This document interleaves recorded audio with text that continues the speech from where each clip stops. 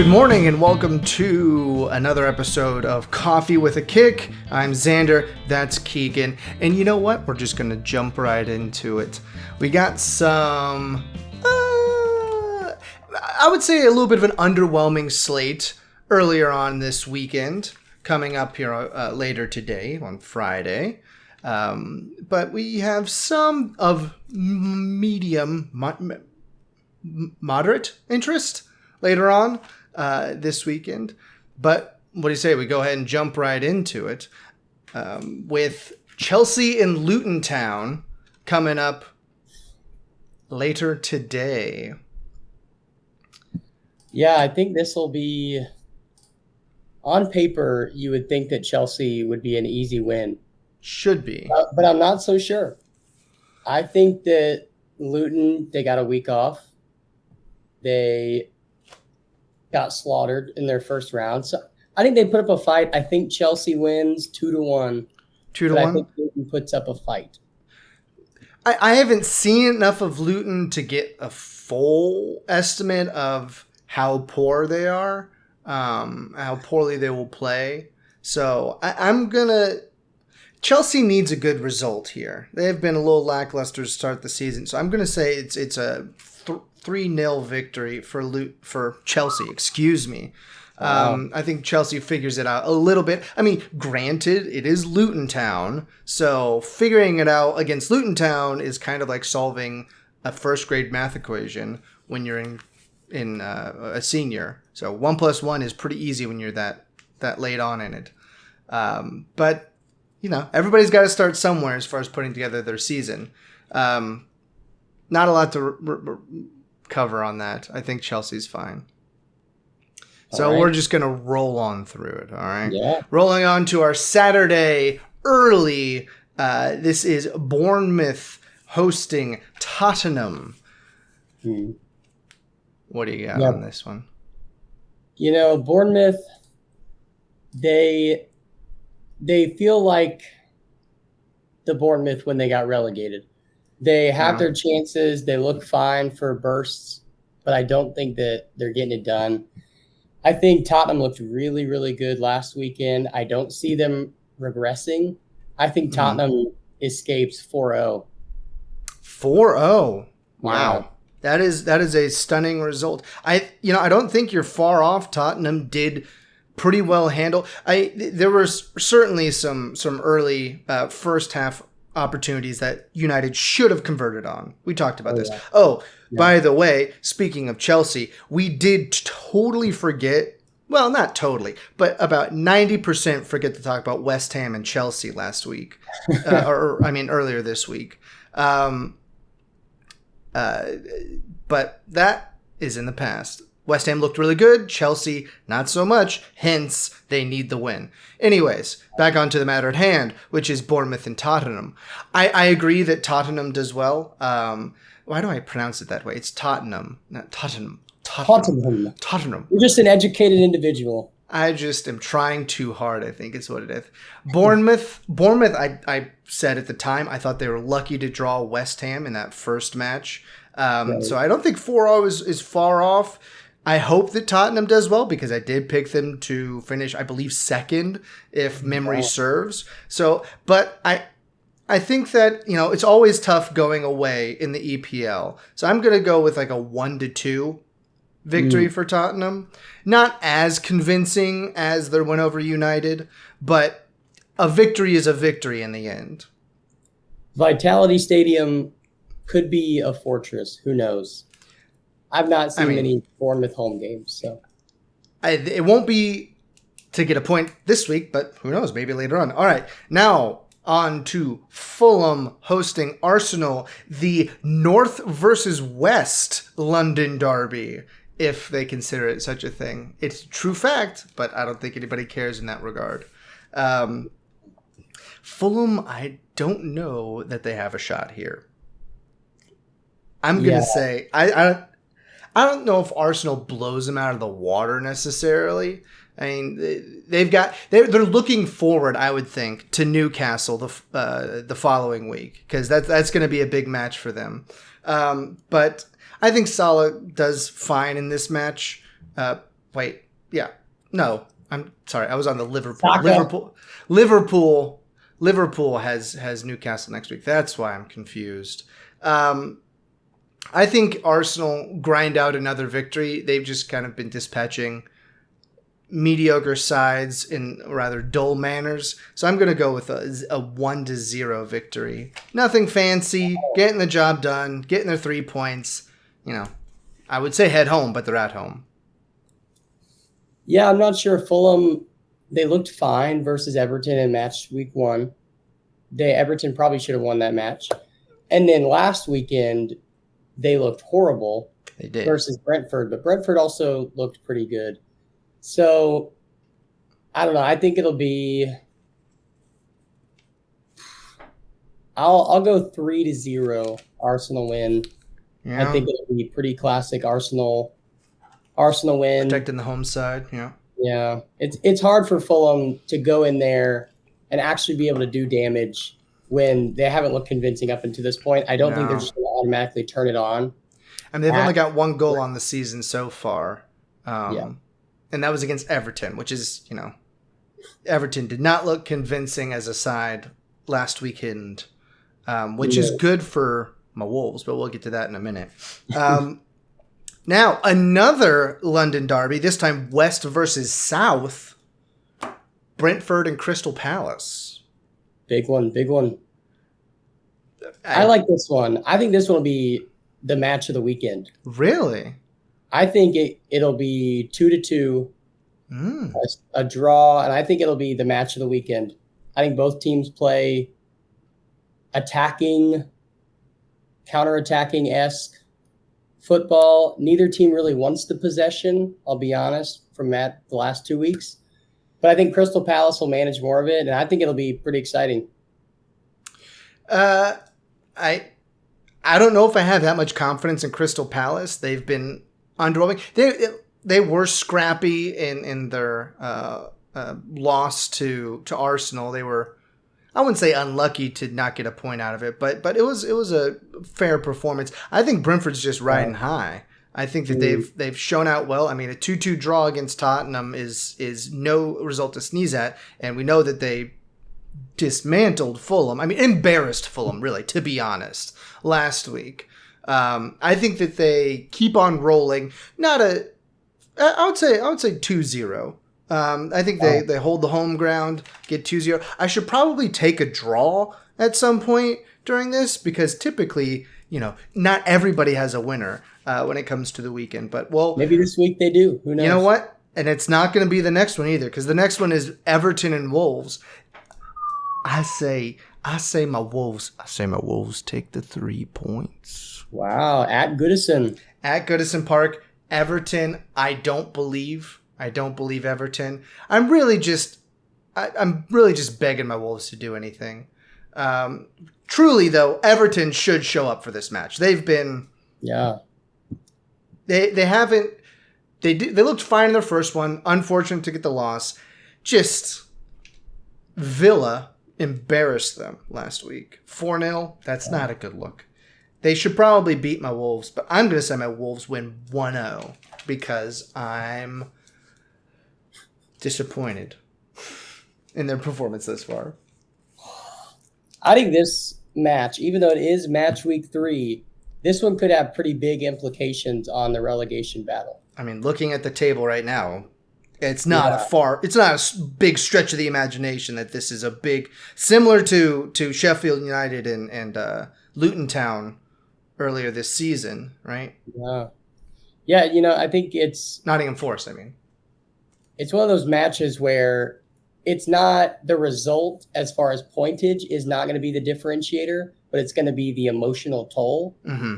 I think either team, if they end up losing, I think it's going to be close. I think 2-1 Wolves. I think Wolves pull it out. Oh, well, but I think Everton's going to take a pretty big emotional toll, and their owners tend to let coaches go pretty quickly. Mm-hmm. So John Deitch has got to figure it out. It doesn't look good that he's the defensive-minded guy and he's given up 5 goals in 2 games. Yeah.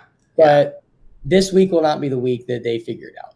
Yeah, I mean, no one wants to start the season 0 out of 3, 0 points out of 3 games, and with I'm giving him a goal. major negative goal differences. Goal. You're giving him a goal at least, but yeah, they haven't even scored. Yeah. At least we scored. At least we scored last week. I mean, did we get destroyed? Yeah, we got destroyed, but at least we scored. Yeah. So we'll see. Now this next one, United versus Nottingham Forest. I'm going 1-1 draw. I think that Nottingham Forest squeezes a point out here. I think United have underwhelmed. Right, yeah. I mean, they beat my Wolves, not a hard task, and they didn't convert when they should have against Tottenham.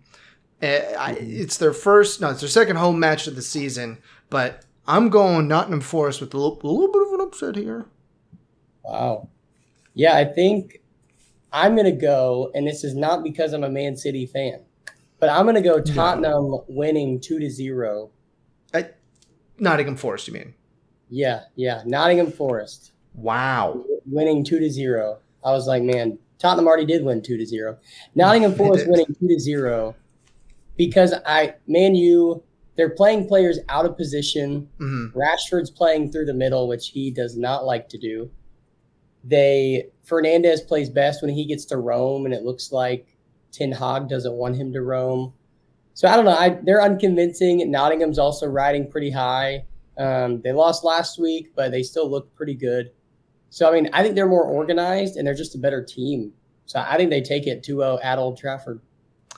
That would be, I mean, I thought my 1-1 was brave. You, sir, are an exemplar of courage. We'll move on to, I think that this next match here, wouldn't have guessed it at the beginning of the season. This next match, I think, will be match of the week. Brighton Hove Albion hosting West Ham United. These two teams have started off with flying colors, I would say. Brighton Hove Albion, obviously. And West Ham, I think, like I said, West Ham was unlucky to draw their first match. But, taking care of Chelsea 3-1 last week, very good result for West Ham. Yeah. I'm conflicted on this one. I think that... Flip a coin. No, I don't have to, because you can draw in the EPL. Wow. I'm going to say 3-3 with a late equalizer from Brighton to draw level at home.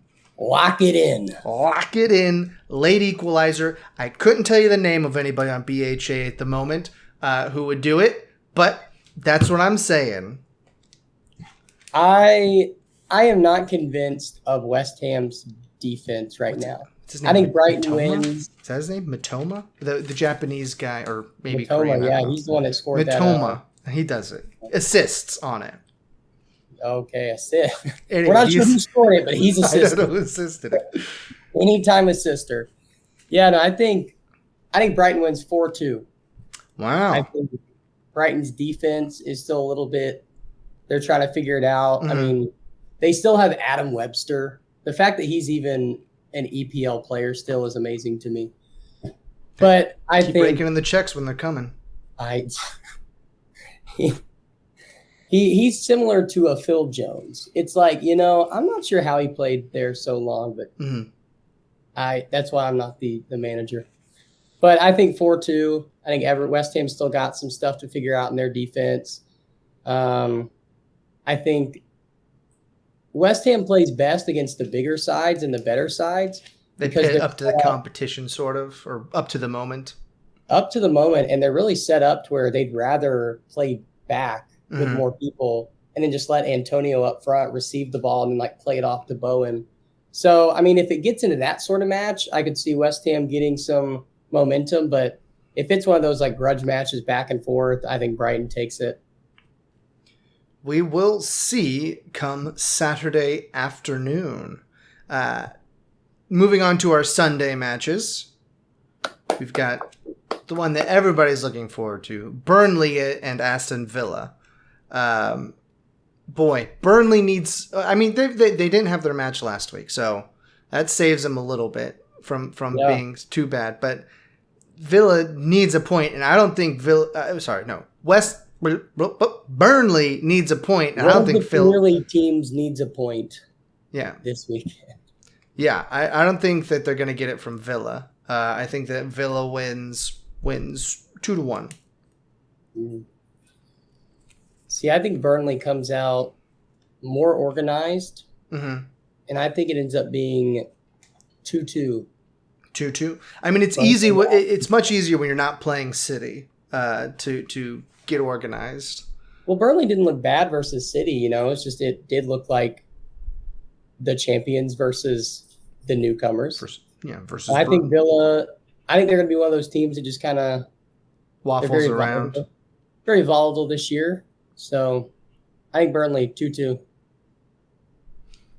Well, we'll see. And then this one here, Sheffield hosting Man City.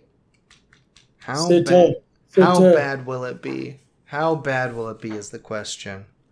I think Haaland plays better in this match. He was rather lackluster against Newcastle. Sheffield United's defense is not nearly as robust as Newcastle's. So I'm going to say this is like a 4-1 for City. 4-1? Yeah. You think we're going to give up a goal to Sheffield? Yeah, why not? They've scored once this season. Was it against Nottingham Forest? Yeah. It was. But, it's one of those, 73rd minute when you guys are just pinging the ball around up 3-0 that just makes it so that at least Pep has something to yell about. We've been up 6-0 and Pep still has things to yell about.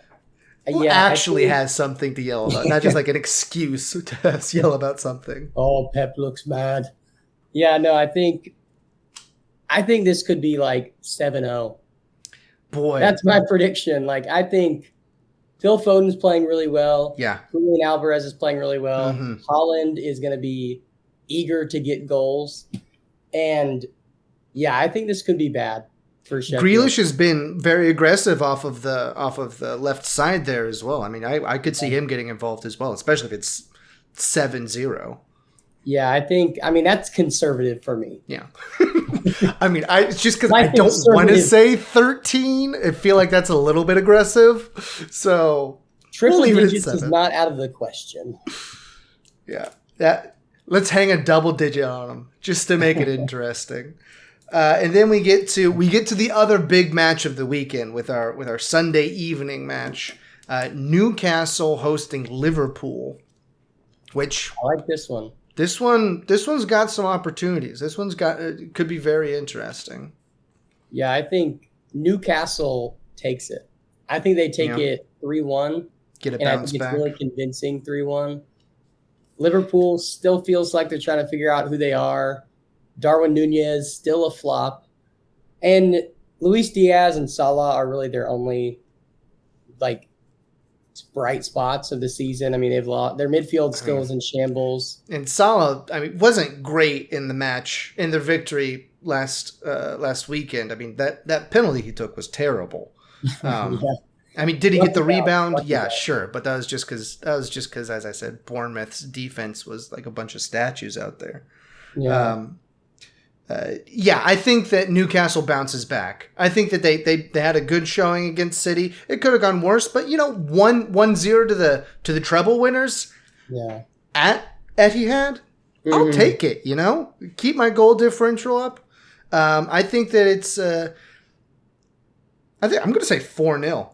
I think they really blow it out of the water here. Remember, I'm on team I predicted that. Jurgen's gone this season. I got to put him on the hot seat. If they lose by more than 2 goals, this definitely puts him on the hot seat. I think it's if they're not competing against Newcastle, both Liverpool and Chelsea to me and Man U all feel like they're kind of they could miss out on top 5 if they continue to play how they're playing. Yeah, and it's I'm just pulling up what Liverpool's got coming up. It lets off a little bit next week. They're at home against Villa, and then they get my Wolves. So this is one of those where you need to get a good result here. If you drop off and then go into where you can kind of go to sleep a little bit, it's dangerous territory. And they get my Wolves at Molineux. So that's always, as we know historically, that's always a challenge. But yeah, that is what we've got for this weekend, starting later today with that. Oh boy, that, like I'll say every time we do this, that barn burner, Chelsea and Luton Town. I need to come up with a graphic for it, just the flash, just a burning barn. I did have one bit of extraneous news to get to. Did you see? You probably have no reason to see this being down there in Nashville. Did you see Indy 11's corn uniforms?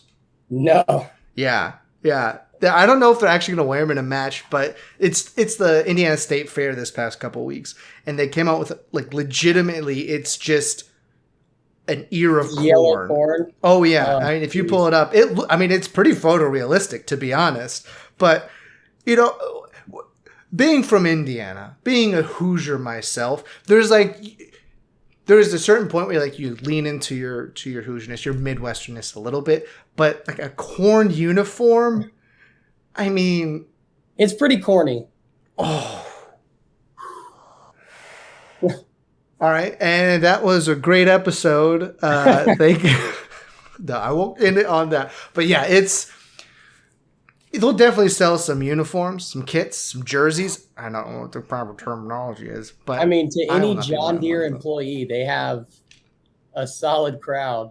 I don't know. They do have a pretty awesome stadium they're building, though. Yeah, that whole complex is very promising. I mean, it's obviously a bid for MLS expansion. I don't know how many teams MLS is going to end up getting in there, but it's a very promising development that they've got. It's like hotel space, free space. We're getting into the Indianapolis Business Journal territory, so that's just going to bore people half to death. Look it up if you haven't seen it.